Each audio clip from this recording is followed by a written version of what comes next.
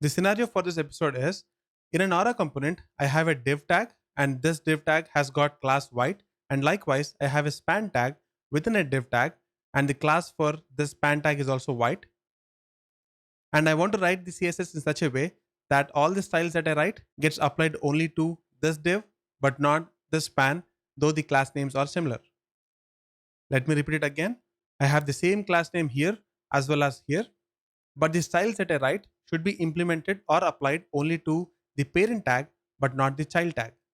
And the answer is yes, it is pretty much possible.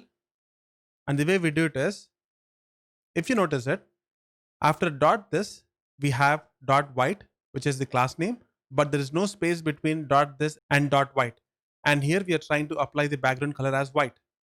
So this class called white is being applied here as well as here. The requirement is to apply the styles only to the parent tag, which is the direct child of Aura components, and not to the child tag whose parent is not Aura component. In such scenarios, we need to write the styles in such a way that beside dot this, we should not have any space. After dot this, it has to be the class name or dot class name, and then we need to apply the styles.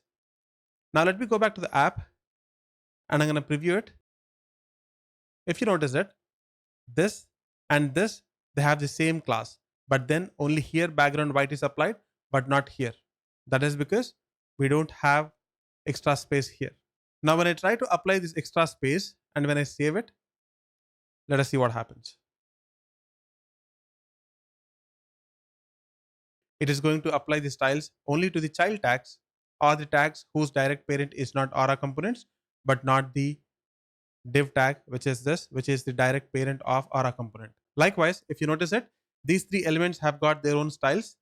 Let me go back to the developer console. And here there is space. That is because the element with class red, which is this, is not the direct child of Aura component.